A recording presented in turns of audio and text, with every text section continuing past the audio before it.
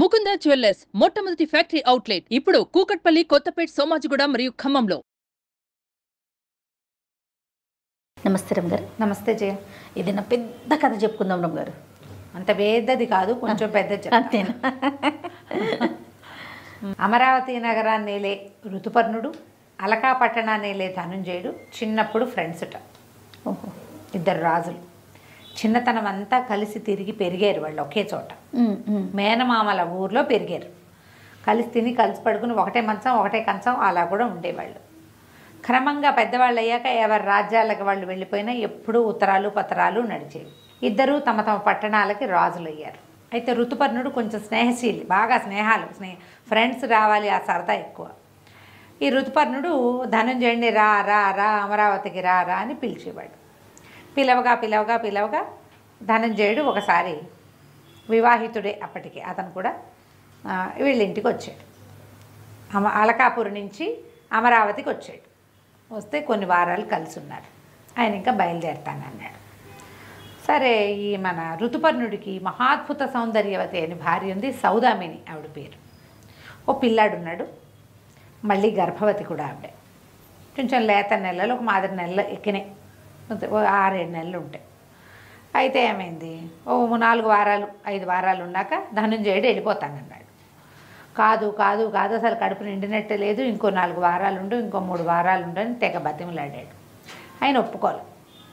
చాలా దిగులు పడి ఆ రాత్రి పడుకునేటప్పుడు భార్యతో చెప్పాడు, ధనుంజయుడు వెళ్ళిపోతానంటున్నాడు, నాకు తనివి తీరలేదు, చిన్నప్పుడు నెలల తరబడి కలిసి ఉండేవాళ్ళం మేము, ఒక్క నెల ఉండవయ్యా అంటే ఉండనంటున్నాడు, మరి ఉండమని నువ్వు చెప్పన్నాడు.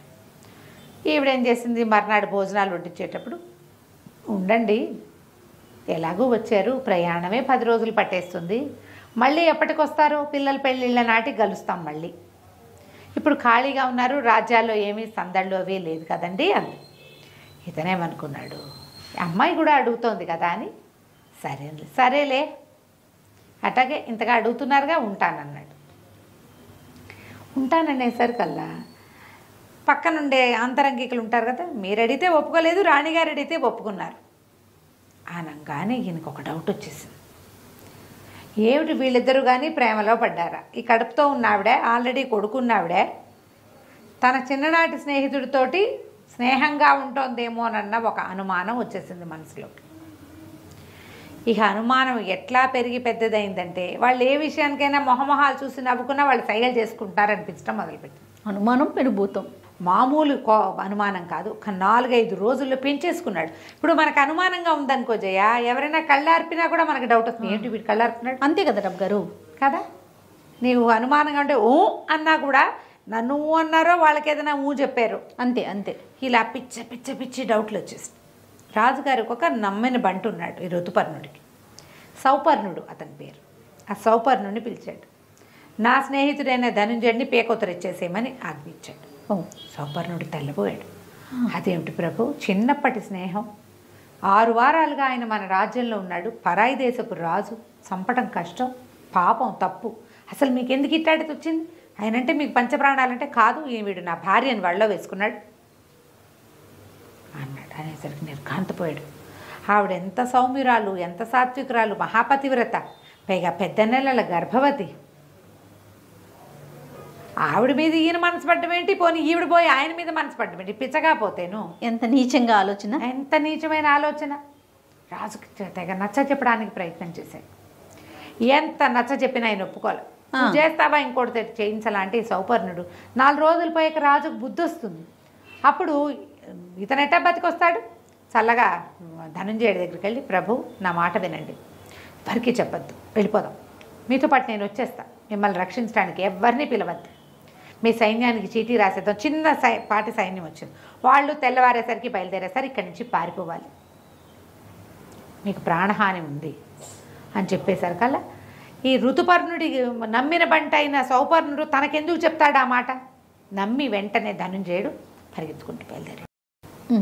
ఎప్పుడైతే ఋతుపర్ణుడికి ధనుంజయుడు లేడని, సౌపర్ణుడు కూడా కనపట్టలేదని తెలిసేసరికల్లా సౌపర్ణుడే ధనుంజయుడిని తప్పించాడు. వాడు అర్థమైపోయింది, నా పెళ్ళాన్ని వల్ల వేసుకోవడం కాకుండా నా నమ్మిన బంటను కూడా వల్ల వేసుకున్నాడు అనిపించింది. అక్కడి నుంచి రాణిగారిని జైల్లో పెట్టించేశాడు. నిండు నెలల గర్భవతి. ఈవిడ వల్లేనన్నాడు. జనం అంతా ఆశ్చర్యపోయారు. ఈ పిల్లాడు, వీళ్ళకి ఒక పిల్లాడు ఉన్నాడుగా, 5 ఏళ్లవాడు. తల్లి మీద వచ్చినటువంటి ఈ గొడవ, తల్లి అంతఃపురంలో లేకపోవడంతో వాడికి అనారోగ్యం పట్టుకుంది పిల్లాడికి. ఇంకో 2 నెలన్నరలో ఆవిడ కాస్త కన్నది. ఆడపిల్ల పుట్టేసరికల్లా ఈ సౌబలుడని ఇంకొక అతను ఉన్నాడు. ఈయన తాలూకు ఇంకొక నమ్మిన బంటు సైన్యాధిపతుల్లో ఒకడు. అతని భార్య శీలవతి ఆవిడ పేరు. ఆవిడ రాణిగారిని తన దగ్గర ఉంచుకుని పురుడు పోసి. పిల్ల చూస్తే అచ్చు రాజుగారు ఉన్నట్టే. ఆవిడ ఏమంది, అమ్మా పిల్లని చూస్తే రాజు మనసు మారుతుందేమో, ప్రయత్నం చేద్దాం, పిల్లని నాకు ఇవ్వండి, నేను తీసుకెళ్ళి చూపిస్తాను. నెలపురుడు వెళ్ళింది. 40 రోజులైంది పిల్లకి. 40 రోజుల పిల్లకి బోల్డన్ని అలంకారాలు చేసి రాజకుమార్తెలాగా చేతులకి కంకణాలు, మెళ్ళో వస్తువులు, పాదాలకి బంగారు పాంజేబులు, చిట్టి కిరీటము పెట్టి చక్కగా అలంకారం చేసి ఈ శీలవతి చేతిలో పెట్టింది ఈవిడే సౌదామిని గారు. పెట్టేసరికల్లా ఈ పిల్లని తీసుకుని రాజుగారి దగ్గర తీసుకెళ్ళేసరికల్లా రాజు ససేమిరా ఒప్పుకోలే. ఆయనకి నమ్మకం ఇది కాలేదన్నమాట. ఏమైనా సరేనన్నాడు. ఏమైనా సరేనండి, అలాంటి దాన్ని పుట్టిన పిల్ల నాకెందుకు, నాకు వారసుడు ఉన్నాడు కదా, ఈ పిల్ల నాకొద్దు, పారేయండి ఎక్కడైనా అన్నాడు. పారేయమనేసరికల్లా ఇంకొక బంటుకి అప్పచెప్పాడు. తన అంగరక్షకుల్లో ఒకడికి అప్పచెప్పాడు. మళ్ళీ పారేయమని. సుబాహుడు, పిల్లని ఎవ్వరు లేని ద్వీపంలో పడేయండి, బతికి పట్టగడితే ఉంటుంది, లేకపోతే పోతుంది, చేత్తో చంపద్దు అని ఇచ్చేసరికల్లా ఈ సుబాహుడు సౌపర్ణుడు లాంటి వాడు కాదు. రాజు చెప్పినట్టు తూచా తప్పకుండా చేస్తాడు. ఆ పిల్లని తీసుకెళ్ళిపోయాడు. ఎక్కడో దీవిలో వదలడానికి నావెక్కేశాడు. ఎప్పుడైతే ఈ వార్త తెలిసిందో ఆవిడ గోలుమని విలిపిస్తూ రాజుగారి సన్నిధికి వచ్చింది. ఎవరు? తల్లి. వచ్చేసరికల్లా ఏమైంది, రాజుగారు అప్పుడు తీర్పు చెప్పేశాడు. ఆ పిల్లతో నాకు సంబంధం లేదు, పోతే పోయింది. ఈవిడ అతని వల్ల పడకముందు పుట్టిన కుమారుడే నా కుమారుడు, నా రాజ్యానికి వారసుడు ఉన్నాడు అని ఈ పిల్లని చేసేసాం కాబట్టి ఈవిడికి ఉరిశిక్ష అన్నాడు. అనేసరికి ఒక అశరీరవాణి వినపడింది పెద్దగా. సౌదామిని మహాపతివ్రత, ధనుంజయుడు ఉత్తమ స్నేహితుడు. ఇప్పుడు గనక ఇలాంటి పని చేస్తే, ఈమెకి ఏదైనా చేస్తే రాజుకి వారసులు లేకుండా పోతారు అనగానే రాజు అశరీరవాణి, అందరూ ప్రజలంతా ఆశ్చర్యపోయారు. సభలో ఉన్న వాళ్ళంతా అయ్యో అయ్యో అయ్యో, అశరీరవాణి చెప్తోంది, దైవం, ఈ మాట నమ్మాలి, రాణిగారికి శిక్ష వేయకూడదు, ఆమెకు శిక్ష వేయడానికి వీల్లేదు. ఈ లోపలేమో ఆ సుబాహుడు పిల్లని ఎత్తుకెళ్ళిపోయాడు. అయ్యో, పెద్దగా కేకలు పెట్టారు ప్రజలంతా. రాజు ఒప్పుకోలే దీనికి. ఈవిడికి ఇప్పుడు సౌపర్ణుడు ఈవిడ మాట వినే వాడిని తప్పించాడు. శీలవతి ఈవిడ మాట వినే ఆ అమ్మాయిని తన దగ్గర పెట్టుకుంది. ఇలా నమ్మిన బంట్లు ఎంతమంది ఉన్నారో రాణికి, ఎవరితోటో చెప్పిస్తోంది, ఈ మాట నేను నమ్మనన్నాడు. నమ్మననేసరికల్లా ఆవిడ కాస్త కుప్ప కూలిపోయింది. కూలిపోయేసరికల్లా జనాలంతా హాహాకారాలు చేశారు, కానీ స్పృహ తప్పిపోయింది. శీలవతి ఆవిడ మోసుకుపోయింది.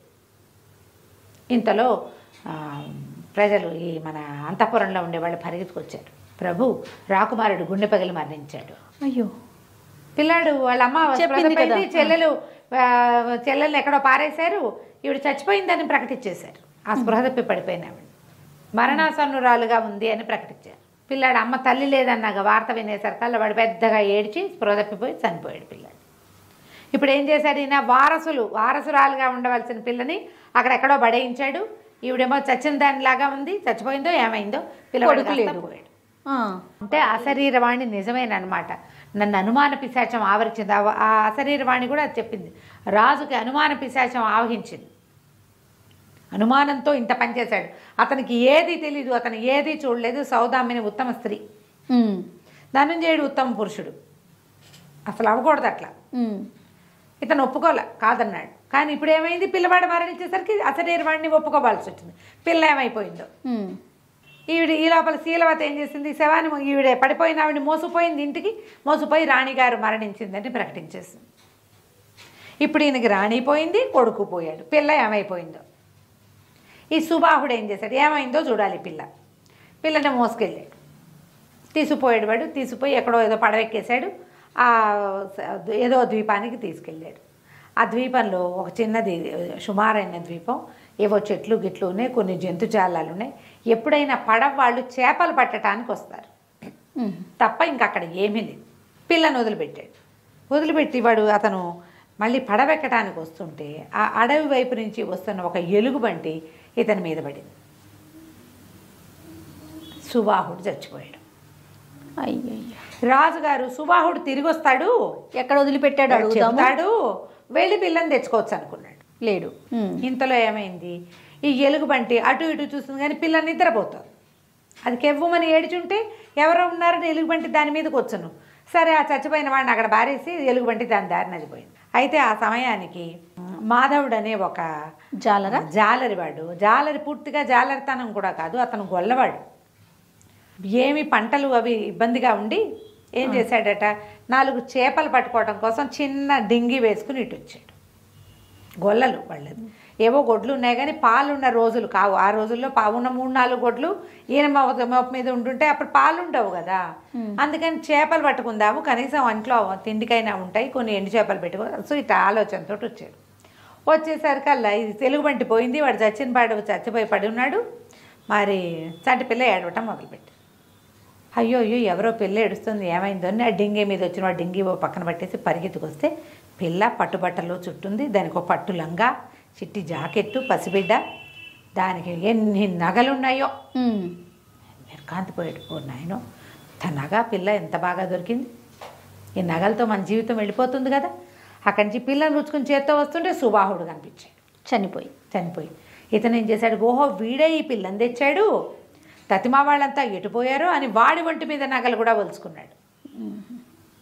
అతనికి కూడా ఉంటాయి కదా సుబాహుడు, కడియాలు, తర్వాత కాళ్ళ కడియాలు ఉంటాయి, చేతి కడియాలు ఉంటాయి, మెళ్ళో ఏదో హారం ఉంది, చెవులకు పోగులు, ఇవన్నీ వలుచుకుని ఈ చంటి పిల్లని ఎత్తుకుని డింగి వేసుకుని ఇంటికి వెళ్ళిపోయాడు. ఇతని భార్య, వాళ్ళకి పిల్లలు లేరు, ఇంకా కలకపోయేసరికల్లా భార్యతో అన్నాడు, ఏమే చూడంత చక్కగా దొరికిందో, చందమామల్లే ఉంది పిల్ల, రాజకుమార్తె ఎవరితో, ఎందుకంటే పడిపోయిన వాడికి అంగరక్షక లక్షణాలు ఉన్నాయి, వాడు పెద్ద ఆజానుబాహు, మామూలుగా ఇంకొకడైతే దొరికేవాడు కాదు, మనిషికైతే దొరికేవాడు కాదు. అదాటను మీద పడేసరికల్లా ఆ ఎలుగుబంటిని తప్పుకోలేకపోయాడు. అతని దగ్గర ఒక్క కత్తి ఉందంతే అని చెప్పేసరికల్లా భార్య ఎందుకు నీ దుంపదేగా, నువ్వు ఎక్కడి నుంచి అయినా పిల్లని తెస్తే చుట్టుపక్కల వాళ్ళంతా ఏం చెప్పుకుంటారు, మనం ఎవరి పిల్లను ఎత్తుకొచ్చాము, వాడిని ఎవరినో చంపేశావు, నువ్వే చంపేశావంటారు, ఇదంతా తెలివిగల పని కాదంటే వద్దు, మనం ఇక్కడ అసలు ఉండద్దు, గొడ్లను తోలుకుని అడవి దాటి ఇంకో పల్లెటూరులోకి వెళ్ళిపోతాం, పిల్ల మన పిల్లేననుకుంటారు, మనం ఉన్న 4 గొడ్లతోటి దీని నగల్లో ఓ నగ అమ్మితే మన జీవితం వెళ్ళిపోతుంది, శుభ్రంగా పిల్లని పెంచుకుందాం, మనకి చంటి పిల్ల పాలనా దొరుకుతుంది, డబ్బు దొరుకుతుంది అనేసరికి బాగుందిగా. సాయంకాలానికల్లా గొడ్లు తోలుకుని అసలు ఈ పిల్ల ఉందన్న వాసన కూడా ఎవరికి రానివ్వకుండా వెళ్ళిపోయారు. ఓ చిన్న ఆవుది పాలు ఉన్నాయి వాళ్ళకి, పెద్ద ఆవులేవి పాలు ఇవ్వటం, ఆ చిన్న ఆవు పాలతో పిల్లని పెంచుకుంటూ ఊరు దాటి బాగా 3-4 ఊళ్ళు దాటేసి అవతల ఇంకో ఊరికి వెళ్ళిపోయారు. ఈ వెళ్ళిపోయిన వాళ్ళు ఎక్కడి దాకా వెళ్ళి స్థిరపడ్డారు, ఈ అమరావతి రాజ్యాన్ని దాటి అలకాపురిలో స్థిరపడ్డారు. అక్కడికి వెళ్ళిపోయారు. అక్కడికి వెళ్ళిపోయి ఏం చేశారు, వీళ్ళు డబ్బులు నగమ్మి డబ్బు తెచ్చుకున్నారు కానీ గొప్పగా బతకడం వాళ్ళకి రాదు, ఆవులు పోషించుకుంటూ బతకడమే వచ్చు. ఓ 25-30 ఆవులు కొనుక్కున్నారు. పిల్ల బంగారం, రేపొద్దున దానివల్ల పిల్ల పెళ్ళి అవుతుంది, అవన్నీ దాచిపెట్టారు. దాని లంగా జాకెట్టు, తర్వాత ఏమో సుబాహుడు తాలూకు నగ ఏం దొరికిందో, కత్తి, అన్నీ అవి దాచిపెట్టుకున్నారు. పిల్లని పెంచుకోవడం మొదలుపెట్టారు. చంద్రిక అని పేరు పెట్టారు, పెంచుకుంటున్నారు. ఈ ఋతుపర్ణుడు అధ్వాన్నంగా అయిపోయాడు, ఏం చెయ్యాలో తెలియదు, దీనంగా ఉండేవాడు. సుబాహుడు వస్తాడన్న ఆశ. ఇట్ట 15 సంవత్సరాలు గడిచాయి. ఈ 15 ఏళ్ళు వచ్చాక ఈ చంద్రిక వాళ్ళ అమ్మ నాన్న ఏదో చిన్న నగ గట్టు పెట్టేవాళ్ళు, పిల్ల చక్కగా ఆవులు తోలటము, పాలు పెతకటము అవన్నీ నేర్చుకుంది. కానీ పిల్లలో ఒక రాజసం ఉండేది, అది అందంగా ఉండేది, పిల్ల తెలివిగా కూడా ఉండేది. రాజకుమార్తెగా ఆ లక్షణాలు, సహజ లక్షణాలు. అక్కడి నుంచి ఏమైంది, మన ఈ ధనుంజయుడికి ఒక కుమారుడు ఉన్నాడు, వాడి పేరు చంద్రసేనుడు. చంద్రిక చంద్రసేనుడు. ఈ పిల్లాడు ఏం చేసేవాడు, ఊర్లో అటు ఇటు తిరుగుతూ ఉండేవాడు. ఒక 20 ఏళ్ళు ఉంటాయి. ఇంచుమించుగా చనిపోయిన ఋతుపర్ణుడి కుమారుడి వయసు వాడు. కాస్త ఒక సంవత్సరం అటు ఇటుగా. అయితే ఏమైంది, ఆ పిల్లాడు ఒకసారి ఈ ఆవులు ఇవి తిరుగుతున్న చోటకి వచ్చి ఒక జాతర లాంటిది జరుగుతుంటే ఈ చంద్రికని చూశాడు. చూసి ఆ పిల్ల కోసం ఎంతసేపు వచ్చేవాడు. 15-16 ఏళ్ల పిల్ల, ఓ 20 ఏళ్ల పిల్లాడు వచ్చేవాడు ఏం చేశాడు, నేను ధనుంజయుడి కుమారుడినని చెప్పేవాడు కాదు. కానీ ఎంతసేపు వాళ్ళున్న పల్లె వైపుకే వెళ్ళేవాడు. ఆ పిల్ల బీట్లో ఆవులను మేపుతుంటే దాని వెనకాల పడి తిరిగేవాడు. ఏదో ఫ్లూటు గీటు వాయించేవాడు. దాని వెనకాల తిరుగుతుంటే వీళ్ళేమనుకున్నారు, పిల్లాడు బాగున్నాడు, రాజుగారు అబ్బాయిని ఎందుకు వస్తుంది, వాడు సింపుల్గా బట్టలు వేసుకుని వచ్చేవాడు. పిల్ల కూడా ఇతనితోటి కొంచెం సరదా పడి ముచ్చటగా ఉండేది. పిల్లాడు ఈడు జోడుగా ఉన్నారు. పేర్లు కూడా కుదిరినాయి. చంద్రసేనుడు చక్కటి పేరు అనుకుని ఏ రాచగొల్లల పిల్లవాడో అనుకున్నారు. చంద్రసేనుడు అనగానే కొంచెము కాస్త పెద్ద పేరుగా తోస్తోంది. అబ్బాయి ఏమో వీళ్ళతో పాటే ఉండేవాడు. వాడు కూడా 2 ఆవులు తోలుకుంటూ ఉండేవాడు సరదాగా. సరే రోజులు గడుస్తూ ఉంటే మనకి రాజుగారి దగ్గర ఋతుపర్ణుడి దగ్గర నుంచి వచ్చినటువంటి సౌపర్ణుడు వీళ్ళ దగ్గరే ఉన్నాడు. కుర్రాడు ఎంతసేపు పల్లెల వైపే వెళ్తున్నాడని కనిపెట్టి రాజుకు చెప్పాడు. దేనికోసం అటు వెళ్తున్నాడు అని ఫ్రెండ్స్ని వాళ్ళని వీళ్ళని వాకప్ చేసి ఎవరితో పిల్ల కోసం వెళ్తున్నాడు. సరే ఈసారి ఈ పిల్లాన్ని అనుసరిద్దాం అనుకున్నారు.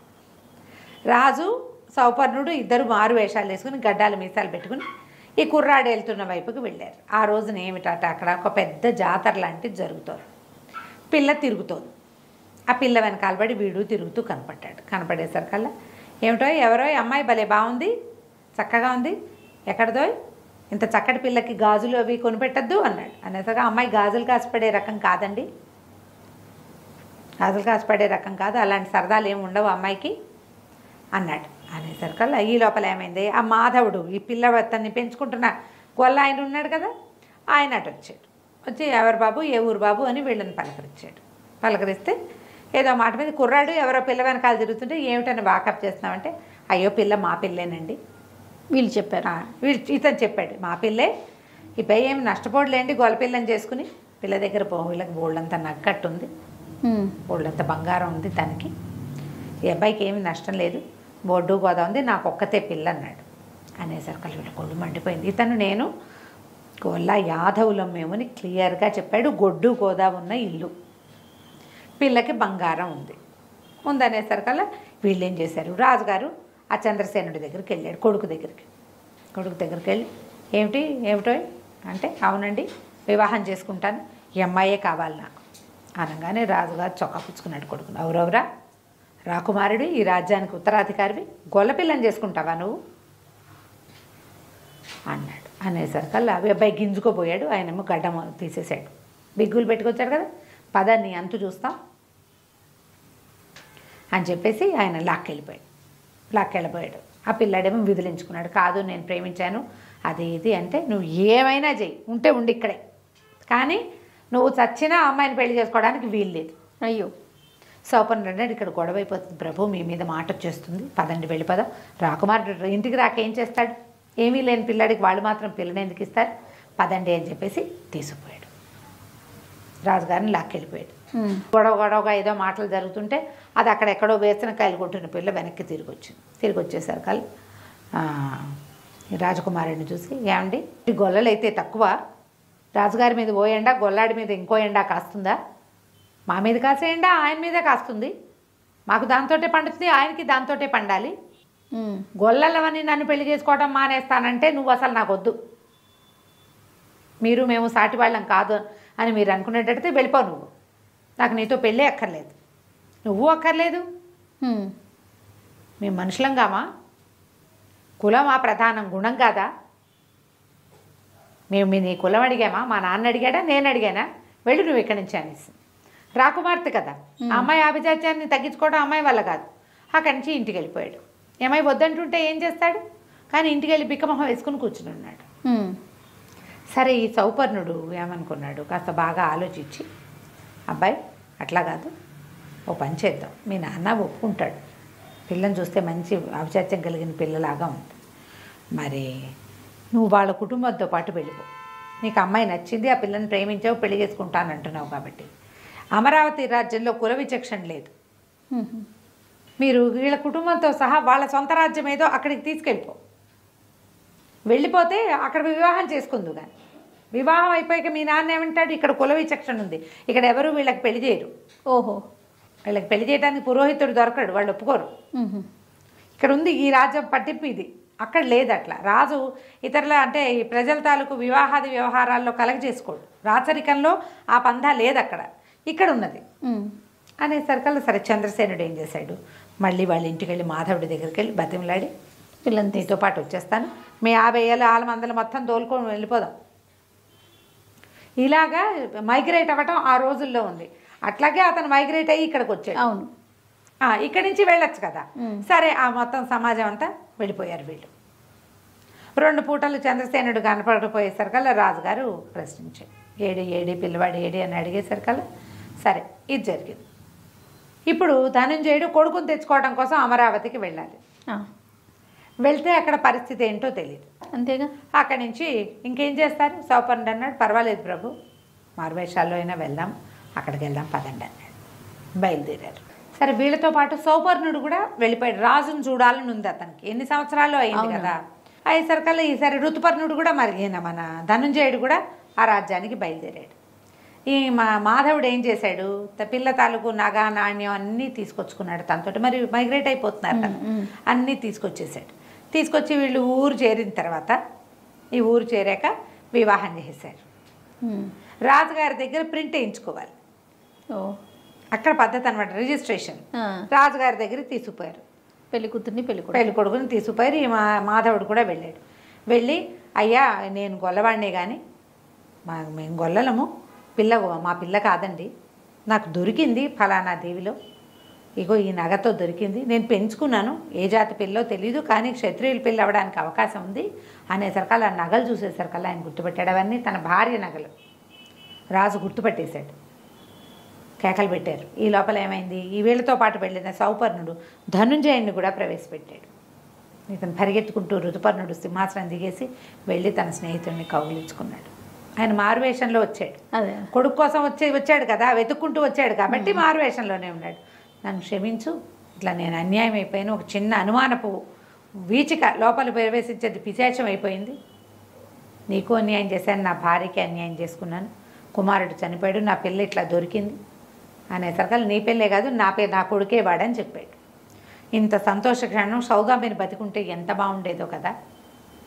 అంటే శీలవతిని అడిగారు, ఆ అమ్మాయి ఆవిడది ఏమైనా చిత్రపటమైనా ఉందా మీ దగ్గర, ఈయన ఏం చేశాడు, అంతఃపురంలో ఉన్న ఆవిడ ఫోటోలన్నీ తగలబెట్టించాడు కోపంతో. అప్పుడు అంటే కాదు ప్రభు, మాకు ఊరు నుంచి ఒక శిల్పి వచ్చాడు, ఆ సౌదామిని మీద ప్రేమతోటి ఒక శిల్పం చెక్కిచ్చి పెట్టాను, చూద్దురు కానీ మా ఇంటికి రండి అని. ఈ కూతుర్ని అల్లుడిని ధనుంజయుడిని సౌపర్ణుడిని అందరినీ వెంబడి పెట్టుకుని ఆ శీలవతి వాళ్ళ ఇంటికి వెళ్ళారు. శీలవతి వాళ్ళ ఇంటికి వెళ్తే అక్కడ విగ్రహం కనపడింది. ఈయన అన్నాడు, రాజుగారు ఆశ్చర్యపోయాడు, ఇదేమిటి సౌదామిని వృద్ధురాలైనట్టు చెక్కిచ్చారు విగ్రహం. అంటే శిల్పి చాలా గొప్పవాడు ప్రభు, శిల్పి చాలా గొప్పవాడు, ఆవిడ చిన్నప్పుడు చూసి ఆవిడ పెద్ద ఈ వయసు వచ్చాక ఎలా ఉంటుందో ఊహించి ఇలా గీసాడు అనేసరికల్లా ముంగూర్లు కదులుతున్నాయి, ఊపిరాడుతున్నట్టు కనపడుతోందే అన్నాడు. చుట్టూ ముందు చుట్టూ కదులుతోంది అని నేను ఒక్కసారి ముట్టుకు చూడనా అన్నాడు. అనగానే ఆవిడ కదిలింది, ఆవిడ బతికే ఉంది. ఈ శీలవతి ఆవిడని తన ఇంట్లో అట్టు పెట్టుకుని ఆవిడ బతికున్న పొలకవ ఎవ్వరికీ తెలియనివ్వల. ఏనాటికైనా పిల్ల దక్కుతుందేమో అన్న ఆశతోటి అక్కడి నుంచి దగ్గరికి వెళ్ళి భార్యను కావలించుకున్నాడు. ఆయన నేను ఎంత పొరపాటు చేశాను, నా వల్ల ఇన్ని సంవత్సరాలు చంటి పిల్లకి దూరం అయిపోయాం, పిల్లవాడిని పోగొట్టుకున్నాం, స్నేహితుడితో ఎడబాటు వచ్చేసింది, క్రూరమైన ప్రవృత్తి కలిగిన వాడిగా అయిపోయాను, అనుమానం ఇంత పనిచేస్తుందని భార్యని కూతురిని చూపించాడు. కూతురిని కాలుచుకుని పుట్టాక అది 40 రోజుల పిల్ల, తర్వాత ఇప్పుడే చూస్తున్నాను 16 ఏళ్ళు వచ్చాక. తర్వాత అంతా సంతోషించారు. తర్వాత రాజోచితంగా అమ్మాయికి అబ్బాయికి పెళ్లి చేశారు. 2 రాజ్యాలకి రాజు రాణి అయ్యారు, చంద్రసేనుడు చంద్రిక. ఈ పిల్లని పెంచినటువంటి మాధవుడు కుటుంబాన్ని తమతో పాటే ఉంచుకున్నారు. కథ కంచికి మనం ఇంటికి.